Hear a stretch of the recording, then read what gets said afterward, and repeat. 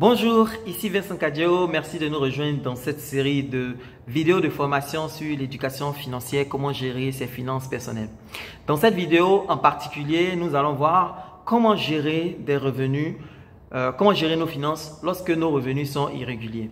On va prendre le cas d'une personne qui est dans une profession libérale et qui fait que de temps en temps, la personne a une grosse entrée d'argent et il peut s'écouler 1 mois, 2 mois et puis la personne n'a pas d'entrée d'argent et puis peut-être au 3e mois, elle a un deal qui se conclut et elle a une grosse entrée d'argent. Donc, comment gérer ses finances dans ce cas-là?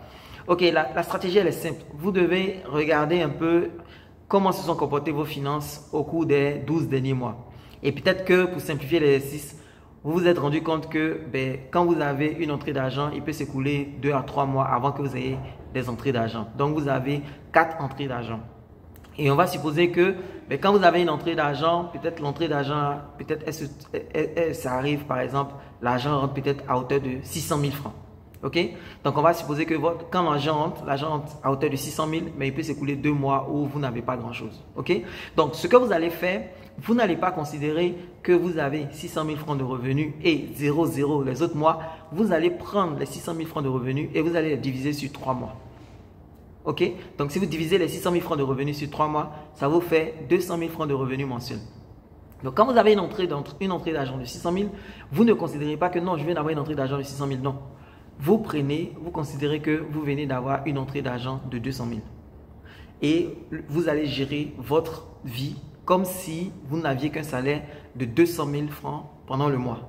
Et donc, le salaire de 200 000 francs, on va épargner quoi? 30% des 200 000 francs, donc c'est 60 000 francs que nous allons épargner. Et puis ensuite, on a 140 000 francs avec lesquels nous pouvons vivre pendant le mois. Et donc, ce sont les 140 000 que vous allez gérer, que vous allez utiliser pour vos charges, pour vos loisirs, pour tout ce que vous avez envie de faire. Et le mois suivant, même si vous n'avez pas d'entrée, vous allez encore considérer que vous avez 200 000 francs à gérer. Et donc, dans les 200 000 francs à gérer, vous allez prendre encore 30% que vous allez épargner, c'est-à-dire 60 000, et vous allez vivre encore avec les 140 000. Et ensuite, le 3e mois, vous allez considérer encore que vous avez 200 000 francs à gérer. Vous allez épargner 30%, c'est-à-dire 60 000, et vous allez vivre avec les 140 000. Et si le cycle se répète normalement, le mois suivant, vous allez avoir encore une grosse entrée de 600 000. Ok?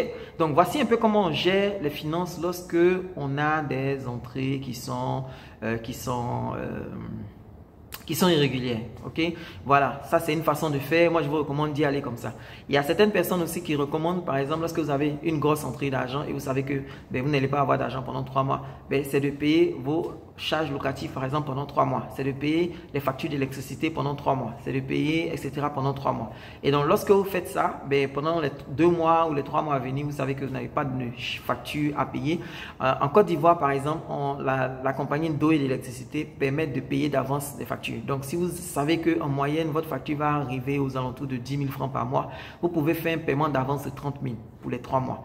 Et donc chaque mois, ils vont défalquer dans ce montant-là que vous avez payé les factures sans que vous ayez besoin de trouver un nouvel agent pour le faire. Donc voici des méthodes pour gérer votre finance lorsque vous avez des revenus irréguliers. Ok? Voilà. Maintenant, dans la prochaine vidéo de cette série, nous allons voir comment résister à toutes ces tentations-là qui nous guettent lorsque nous avons des revenus et comment faire pour s'en tenir au budget que nous avons fixé. Merci beaucoup et rendez-vous dans la prochaine vidéo.